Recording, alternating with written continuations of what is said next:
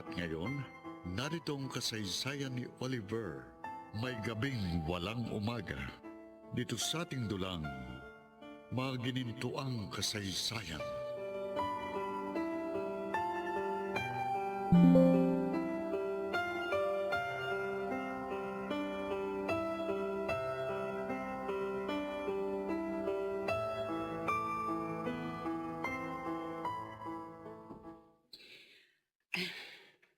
Narito na ako sa bahay. Hindi ko na nahintay si Oliver kasi sobrang gabi na. Gusto ko sana siyang hintayin kahit gabi na pero nakakahiya naman kay Sir Eleno. Kahit naman close kami, ayoko pa rin mahalata niya na may damdamin ako kay Oliver. Hihiya rin ako. Pero gusto ko pa rin makausap at payuhan si Oliver. Hindi dapat na sumama ang loob niya sa daddy niya.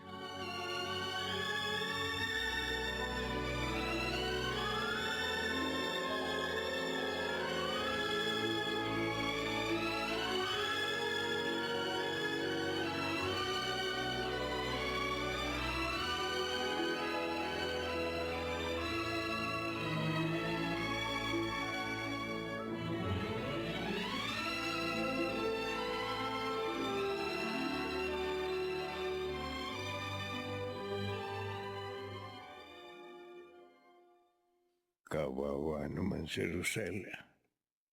Ginabi ng gusto sa paghihintay kay Oliver.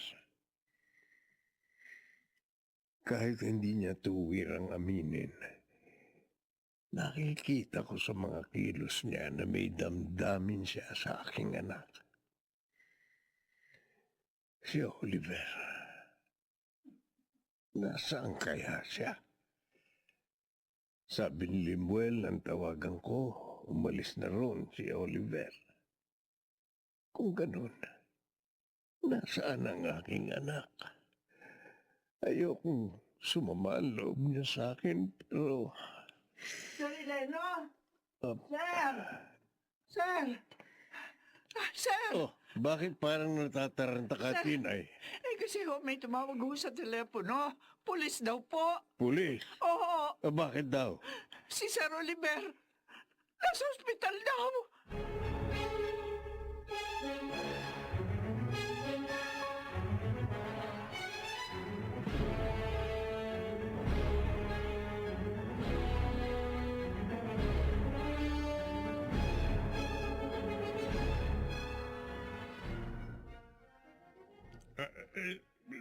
Ba't mo ako ginising, Tinay? Pasensya ka na sana, Martin. Ipinagigising ka ni Sir Eleno. Anong problema? Si Oliver, nasa ospital. Tinay, sa ospital naman siya talaga nagtatrabaho. Wala siya sa trabaho, pero nasa ospital dahil na-disgrasya. Diyos ko. Ano Kumilos nangyari? ka na, dali. Pupuntahan niyo siya ni Sir Eleno.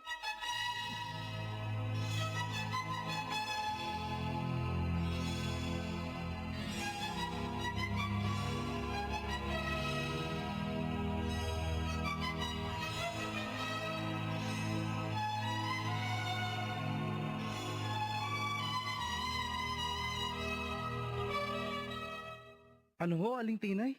Nadisgrasya si Oliver? Oo, Lemuel. Paano ho nangyari yun? Akala ko umuwi na siya nung umalis dito. Hindi ko pa alam. Pero nagpunta na sina Sir Eleno sa ospital. Paano ba to? Hindi ho ako makakapunta ron eh. Ano?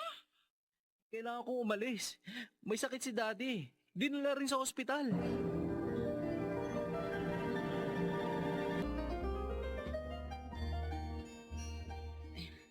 Naiayos ko ng lahat ng mga dadaling ko kina Sir Eleno. Kumusta na kaya sila? Naroon na kaya si Oliver? Alam ko na. Total, wala naman akong gagawin dito. Pupunta na lang ako doon. May tumatawag sa phone ko. Si Sir Eleno. Hello, sir. Good morning po. Hello, Roselia. Yes, sir. Yeah. Pwede bang puntahan mo ako dito ngayon sa ospital na sasabihin ko? O Ospital ho? Bakit ho? Ano nangyari? Sino pong nandyan, sir?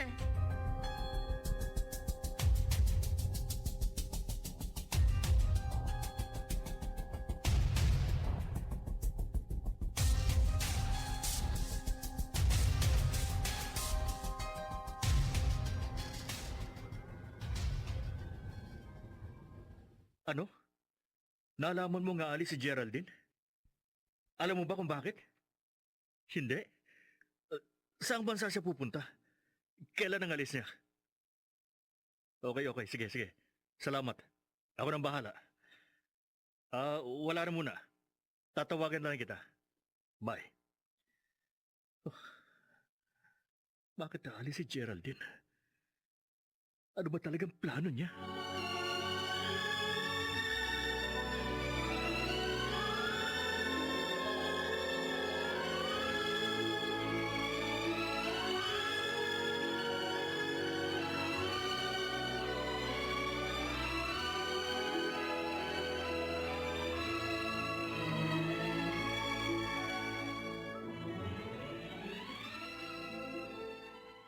Sir, kumusta na ho si Oliver?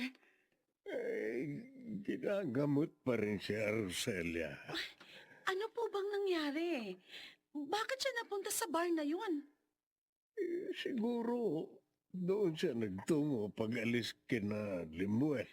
Bakit ho siya nabaril? Sinong bumaril sa kanya? Isang lalaking nagwala doon, pero nahuli na rin siya, iha. Kawawa naman si Oliver. Naloko na nga, ito pa nangyari. Nag-aalala ko, Roselia. Natatakot. Baka hindi makaligtas ang anak ko. Sir, huwag niyo pong sabihin Ayoko yan. siya mawala. May awa ang Diyos. Makakaligtas si Oliver. Hindi po siya mawawala.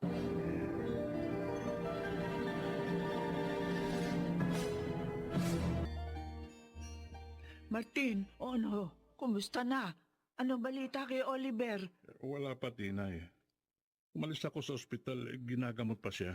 Ay, kawawa naman yung mag-ama, oo. Mabait naman sila. Pero dumaranas pa rin ang ganitong problema. Ganon naman talaga ang buhay, Tinay. Lahat ng tao may problema. Oo nga pala. Bakit ka ba umalis? Walang kasama roon si Sir Ileno. Dumating si Roselia. Kaya pinauwi na muna ako ni Sir. Si Roselia? Paano niyo nalaman? Tinawagan siya ni Sir.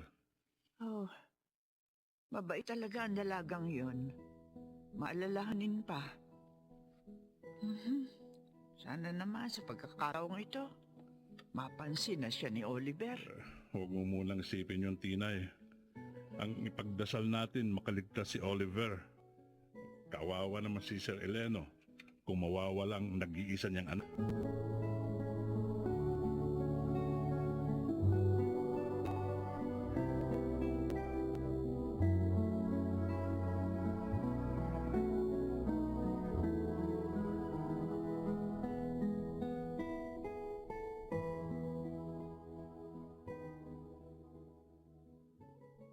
Sir, magpahinga na po muna kayo. Ako na lang pong babantay dito. Tayong dalawa, Roselia. Hindi rin ako makakatulog dahil sa kalagayan ng aking anak. Sir Eleno, Alam mo ba, dahil sa nangyari, parang gusto kong sisihin ang aking sarili. sir, Kung hindi ko hinarap si Geraldine, kung hindi ko siya pinalayo kay Oliver, hindi pupunta sa bar na yun ang aking anak. hindi niyo po kasalanan ang nangyari kay Oliver. Aksidente ho yun. Inuusig ako ng budhi ko, Roselia. Kung meron mang dapat sisihin, si Geraldine ho yun. Dahil niloko niya si Oliver. Ang babaeng yun. Pinaglaruan niya ang aking anak. Ginamit niya para magkapera. Bakit ba may mga taong nagagawang paglaruan ng pag-ibig? Paano kung mawala ang aking anak? Hindi ko kaya yun, Roselia. Sir, magtiwala tayo sa Diyos. Hindi niya po kukunin si Oliver. Mahal na mahal ko ang anak ko. Mawawala ng halaga ang buhay ko pag nawala siya. Sir Eleno, ayoko rin pong mawala siya. Roselia, Kaya tutulungan ko po kayo sa pakikiusap sa Diyos.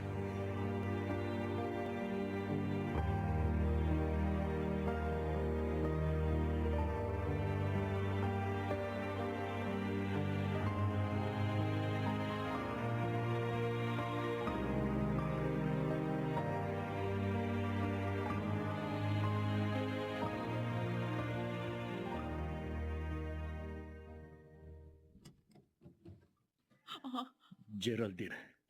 Leandro, bakit ka pa nagpunta rito? Geraldine, please. Mag-usap tayo. Para saan? Pinamili mo na ako, hindi ba? Nalaman kong mag-abroad ka.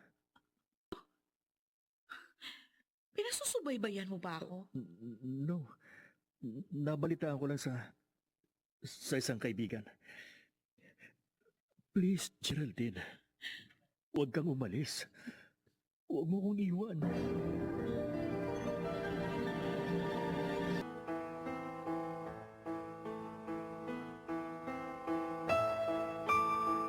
Magbago kaya ang isip ni Geraldine?